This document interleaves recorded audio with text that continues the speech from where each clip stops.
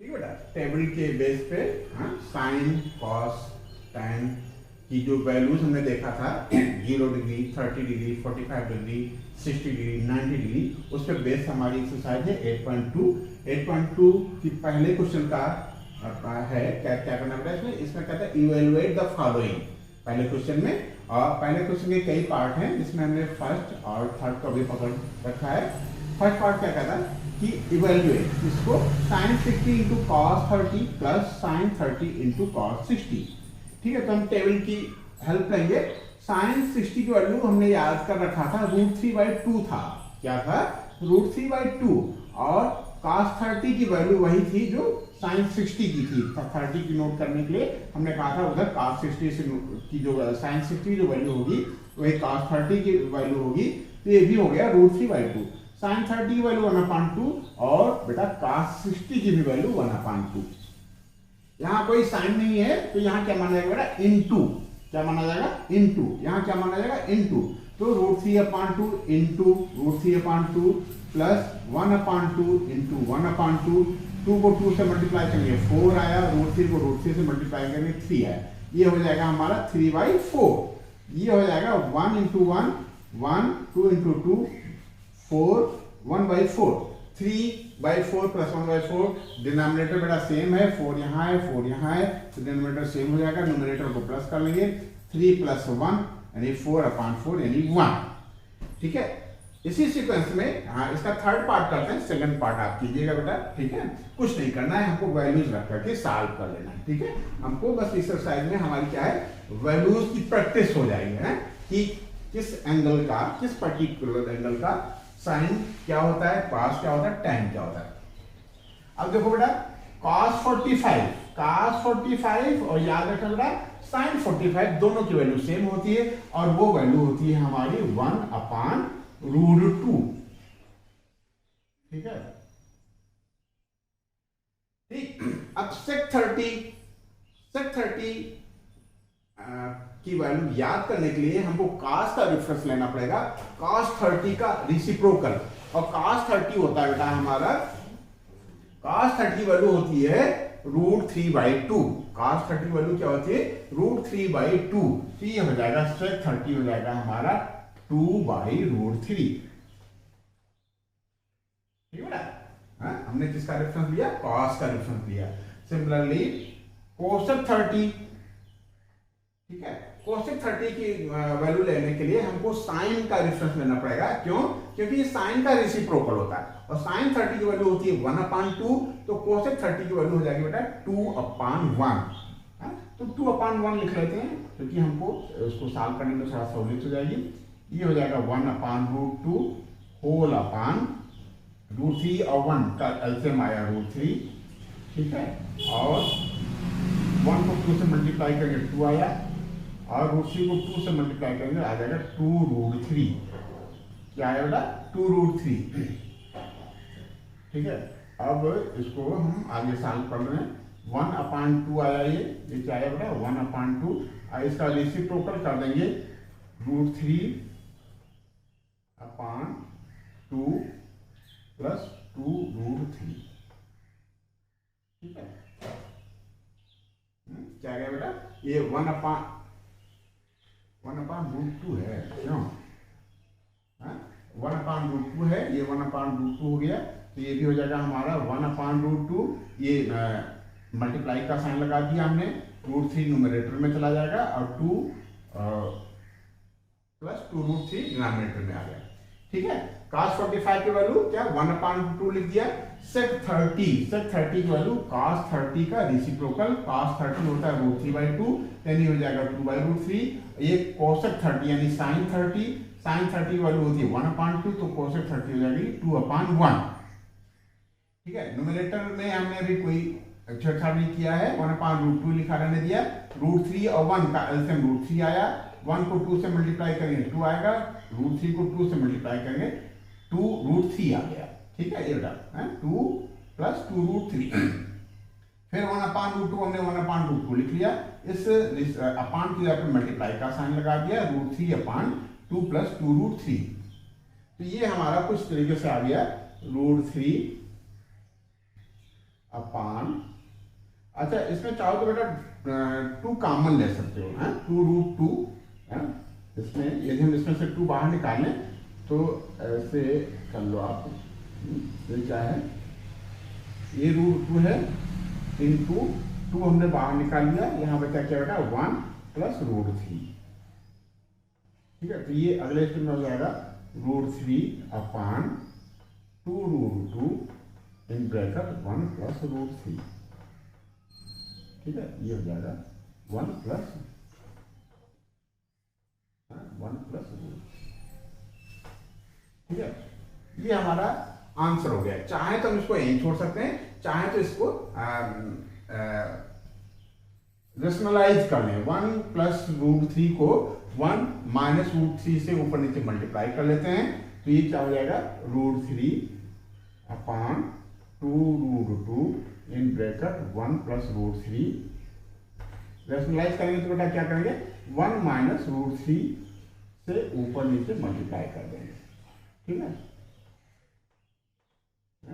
तो √3 का 1 में मल्टीप्लाई करेंगे, या भी ऐसे लिखा रहने दो, मल्टीप्लाई नहीं करते हैं, √3 इंटू 1 माइनस √3, और ये क्या हो जाएगा बेटा 2√2 तो जो का तो रह जाएगा 2√2, 1 प्लस √3 को जब 1 माइनस √3 से मल्टीप्लाई करेंगे तो ये कैसा बन गया बेटा a प्लस बी और a माइनस बी, तो हो जाता है क्या a square minus B square, यानी 1 का स्क्वायर यानी 1 माइनस √3 का स्क्वायर 3, ठीक है। इतना नोट कर दो।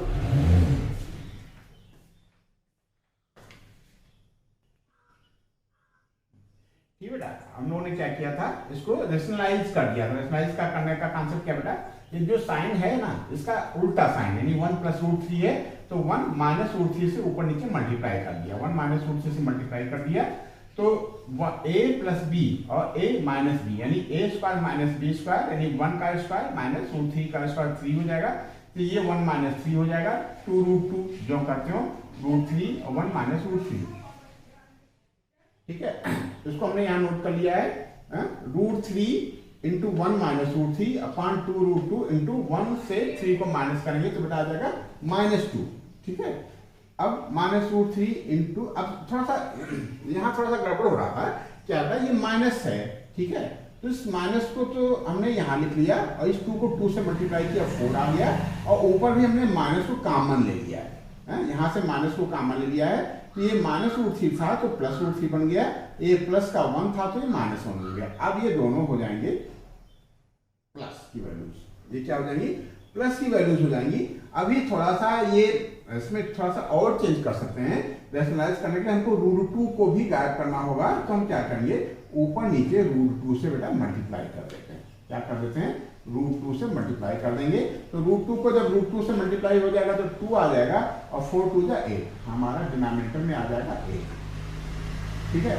√3 को जब √3 से मल्टीप्लाई करेंगे बेटा 3 आएगा, क्या आएगा 3 आएगा, ये √3 को जब √3 से मल्टीप्लाई करेंगे 3 आएगा, और 3 को √2 से मल्टीप्लाई करेंगे तो 3√2 आ जाएगा, क्या आ जाएगा बेटा 3√2,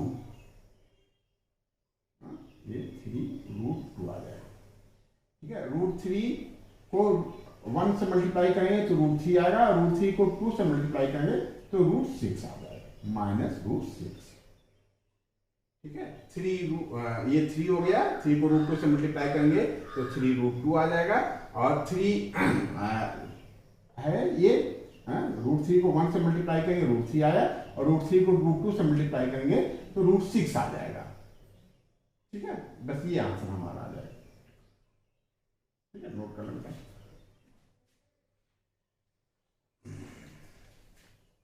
ठीक बेटा, हम लोग को एक्सरसाइज 8.2 कर रहे हैं। ये एक्सरसाइज बहुत ही आसान है, लेकिन ऑब्जेक्टिव टाइप के क्वेश्चंस के लिए बहुत इंपॉर्टेंट एक्सरसाइज है ये ऑब्जेक्टिव टाइप क्वेश्चंस के लिए बहुत इंपॉर्टेंट एक्सरसाइज है। 8.2 की पहला क्वेश्चन था इवेलुएट द फॉलोइंग। इसका फर्स्ट पार्ट थर्ड पार्ट हमने कर लिया था, सेकंड और फोर्थ आप ट्राई कीजिएगा। फिफ्थ पार्ट हम कर रहे हैं, थोड़ा सा हमने पहले से बोर्ड को सजा रखा है, आपका समय कम लगे। फिफ्थ पार्ट है क्या बेटा, कहता है कि 5 cos square 60 plus 4 sec square 30 minus 10 square 45 अपान sine square 30 plus cos square 30 को इवेलुएट करना है। क्या करना बेटा? इवेलुएट करना है, इसकी वैल्यू रख करके सॉल्व करना है। ठीक है, तो cos स्क्वायर 60 की वैल्यू होती है 1, किसकी वैल्यू रखेंगे हम? cos 60 की वैल्यू रखेंगे। cos स्क्वायर 60 मींस cos 60 का होल स्क्वायर, और cos 60 की वैल्यू आ रही है 1/2। हमने cos 60 की वैल्यू 1/2 रख दिया, का होल स्क्वायर डाल दिया। 5 और cos स्क्वायर 60 के बीच में कोई साइन नहीं है, इसका मतलब यहाँ इंटू माना जाएगा, हमने एक इंटू का साइन डाल दिया। फिर ये 4 का प्लस का साइन डाला है, 4 इंटू सेक स्क्वायर 30। क्या बेटा? Sec square 30, sec square 30 means sec 30 का होल स्क्वायर। ठीक है, ये याद रखना कि सेक स्क्वायर 30 का मतलब ये हुआ कि सेक 30 की वैल्यू का होल स्क्वायर। ठीक है, तो सेक स्क्वायर 30, सेक 30 की वैल्यू होती है 2/√3। कैसे? cos 30 वैल्यू होती है √3/2, और सेक क्या होता है? cos का उल्टा होता है, cos का रेसिप्रोकल होता है। तो ये √3/2 के जगह पर 2/√3 हो गया, और tan 45 की वैल्यू 1 होती है। ठीक है, क्यों? क्योंकि sin 45 की वैल्यू 1 होती है, और cos 45 की वैल्यू sin 45 की वैल्यू 1/2 होती है, cos 45 की वैल्यू 1/2 होती है। 1/2 को जब 1/2 से डिवाइड करते हैं तो 1 आता है, tan 45 की वैल्यू 1 होती है। sin स्क्वायर 30 1/2 का होल स्क्वायर, और cos स्क्वायर 30 मतलब cos 30 का होल स्क्वायर। cos 30 की वैल्यू होती है √3/2 इसका होल स्क्वायर। ठीक, 1/2 को 1/2 से मल्टीप्लाई करेंगे तो 1/4 आया। 2/√3 को 2/√3 से मल्टीप्लाई करेंगे तो 4/3 आएगा, -1। सॉल्व करेंगे, और नीचे बेटा 1/4 प्लस √3 को √3 से मल्टीप्लाई करेंगे 3, 2 को 2 से मल्टीप्लाई करेंगे 4, ये 3/4 आएगा। ठीक है, न्यूमरेटर में ये जो 5 × 1/4 है, ये 5/4 हो गया। 4 × 4 यानी 16/3 हो गया। 1 को हम फ्रैक्शन में लिख लेंगे 1/1, और ये 3 और 1 4 हो गया, 4/4। इसको रिड्यूस करेंगे 1 आएगा, डिनोमिनेटर में 1 गायब हो जाएगा। इसी चीज को जब हम 1 से डिवाइड करते हैं तो उसकी वैल्यू वही रह जाती है। अब ये 4, 3 और 1 का एलसीएम हमारा 12 आया। ठीक बेटा, यहाँ 4 है, हमने 12 लिख लिया, तो 3 से मल्टीप्लाई कर लिया 15, इसमें 4 से मल्टीप्लाई कर लिया 64, और 4 से 12 आया यहाँ हमारे पास 1 है, हमने 12 लिख लिया है। इसका मतलब डिनोमिनेटर में 12 से मल्टीप्लाई किया तो न्यूमरेटर में भी 12 से मल्टीप्लाई करना पड़ेगा। 12 × 12 सॉल्व कर लेंगे बेटा, ये 79 - 12/12, ये इसका आंसर आ गया 67/12। ये हमारा रिक्वायर्ड आंसर हुआ। ठीक है बेटा, इसमें कुछ नहीं है, केवल वैल्यूज रख करके ठीक से सॉल्व कर लेना है। और कॉन्सेप्ट ये है कि ये स्क्वायर लगा है, ये होल का स्क्वायर होगा। जब 4 सेक स्क्वायर 30 है, सेक स्क्वायर 30 का मतलब सेक 30 का होल स्क्वायर। सेक 30 की वैल्यू रखेंगे, उसका होल स्क्वायर कर देंगे। ठीक है, नोट कर लो क्या है। अगला क्वेश्चन है बेटा, क्वेश्चन नंबर 2। कहता है choose the correct option and justify your answer. ठीक है, कहता है कि 2 tan 30/1 + tan स्क्वायर 30 की वैल्यू क्या होगी? वही वैल्यू होगी क्या जो sin 60 की है, या वो वैल्यू इसकी सॉल्व करने पे वह वैल्यू आएगी जो cos 60 की है, या इसको सॉल्व करने पे क्या आएगा जो tan 60 की वैल्यू है, या इसको सॉल्व करने पे sin 30 की जो वैल्यू है वो आएगी। तो हम सबसे पहले इसको देख लेते हैं कि ये क्या आएगा। ठीक है, फिर ये तो आसान है, ये वैल्यू हमको पता होती है, हम नोट करके चेक करके देख लेंगे। ठीक है, तो इसको सॉल्व करते हैं बेटा, तो ये क्या हो जाएगा 2 × tan 30 वैल्यू होती है 1/√3। ठीक बेटा, और प्लस 1 tan स्क्वायर 30, जैसा कि हमने बताया था tan स्क्वायर 30 का मतलब tan 30 वैल्यू लिख लेंगे, उसका होल स्क्वायर कर लेंगे। सॉल्व कर लेते हैं, ये 2/√3 हो गया। ठीक है, 4/1 + 1/3 सॉल्व कर लेंगे। ठीक है, 2/√3, और इसका एलसीएम ले लेंगे। 3 और 1 का एलसीएम बेटा क्या आएगा 3, और 3 × 1 = 3 + 1। ठीक है, तो ये आ गया हमारा क्या है बेटा 2/√3। अब ध्यान रखना बेटा, हमको क्या करना है, इसको में करेक्ट ऑप्शन सेलेक्ट करना है, तो इसलिए वर्किंग पे ज्यादा ध्यान नहीं देंगे कि कैसे हम सॉल्व करें। जल्दी से जल्दी सॉल्व करने की कोशिश करेंगे। 2/√3 अपान की जगह पे हमने मल्टीप्लाई लगा दिया, और जल्दी में कहीं गलत ना होने पाए इसका भी ध्यान रखेंगे। ठीक है, ये 4/3 आएगा, इसको पढ़ देंगे 3/4 हो गया बेटा। ठीक है, 2 1 जा 2, 2 2 जा 4, 3/√3 आया। 3/√3 किसी भी ट्रिग्नोमेट्रिक रेशियो की वैल्यू नहीं आती है, तो इसको हम कैसे कर लें, 3 को हम लिख सकते हैं बेटा क्या, √3 इंटू √3, क्या लिख सकते हैं, √3 इंटू √3 अपान √3 इंटू 2, एक √3 से कर दिया, तो ये हमारा आंसर आ गया √3/2। ठीक है, इसमें हम देखते हैं sin 60 की वैल्यू √3/2 आती है बेटा, जिसकी sin 60 की, और इसकी वैल्यू आती है cos 60 की 1/2, और tan 60 की वैल्यू आती है √3, और sin 30 की वैल्यू आती है 1/2। ठीक है बेटा, हमने सारे ऑप्शन इसलिए लिख दिया ताकि आपको थोड़ा रिवाइज हो जाए। sin 60 की वैल्यू √3/2, cos 60 की वैल्यू 1/2, tan 60 की वैल्यू √3, और sin 30 की वैल्यू 1/2। लेकिन जब हम बोर्ड में मल्टीपल चॉइस क्वेश्चन कर रहे होंगे, ठीक है, तब हम ये सारा नहीं सॉल्व करेंगे, इसको देखा फटाफट √3/2 आया, इसका भी √3/2 होता है, इसलिए करेक्ट आंसर हमारा क्या हो जाएगा बेटा, फर्स्ट पार्ट हो जाएगा, sin 60 हो जाएगा। नोट करो बेटा जल्दी से। ठीक है बेटा, इसका थर्ड पार्ट, सेकंड पार्ट आप कीजिएगा। थर्ड पार्ट देखो क्या कहता है कि sin 2a = 2 sin a is true when a = क्या, a की जगह पे यदि 0 डिग्री रखें तो क्या ये स्टेटमेंट सही होगा, या a की जगह पे 30 डिग्री रखें तो ये स्टेटमेंट सही होगा, या a की जगह पे हम 45 रिप्लेस करें तो ये स्टेटमेंट ट्रू होगा, या a की जगह पे हम 60 रिप्लेस करें तो ये स्टेटमेंट ट्रू होगा। तो करने का तरीका वही कि हम पहले 0 डिग्री पर रख करके इसको चेक कर लेते हैं। पहला हमारे पास ऑप्शन 0 डिग्री का है, तो sin 2a, a की जगह पे हमको 0 लिखना है, इक्वल टू 2 sin 0 डिग्री। अब देखो बेटा, डिग्री नहीं लिखते हैं, ये sin 2 0 मतलब ये हो गया बेटा sin 0, और ये हो गया 2 इंटू sin 0। ठीक है, 2 sin 0।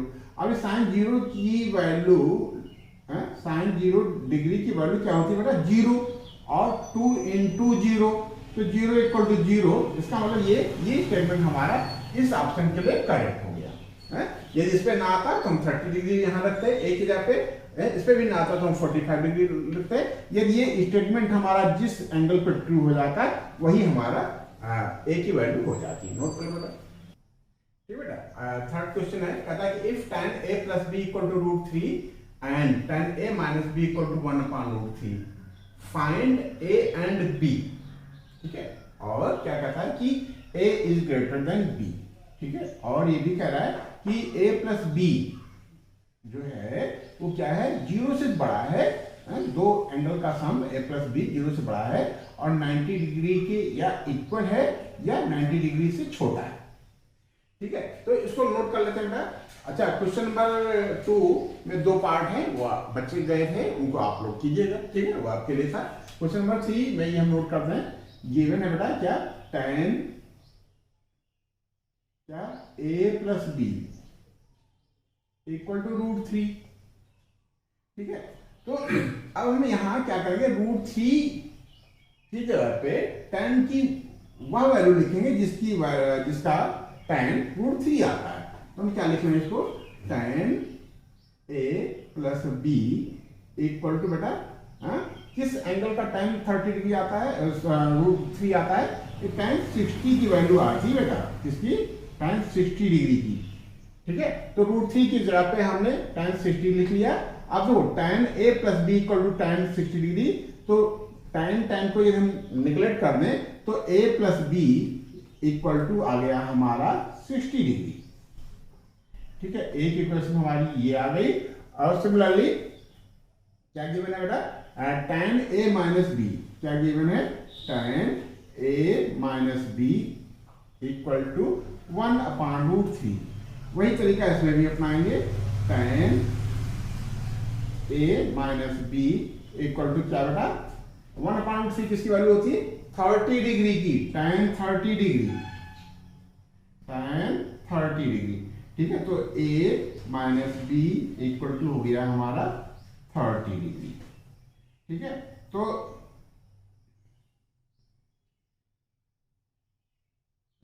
A plus B equal to 60 degree आ गया, A minus B equal to 30 degree आ गया। तो हम क्या करेंगे, इन दोनों इक्वेशन को प्लस कर लेते हैं, एडिंग क्या होगा इक्वेशन कौन सा, फर्स्ट एंड सेकेंड, क्या हो जाएगा बेटा, ये हो जाएगा ए जो चाहो आपको थोड़ा सा गड़बड़ लग रहा है तो ऊपर नीचे लिख लेते हैं, A plus B equal to 60 degree और A minus B equal to 30 degree. ठीक है, अब देखो ऐड करेंगे, बी बी कर दिया, 2a इक्वल टू आ गया हमारा 90 डिग्री, तो a इक्वल टू आ जाएगा हमारा 45 डिग्री। ठीक है, और a की वैल्यू किसी इक्वेशन में रख देंगे, फ्रॉम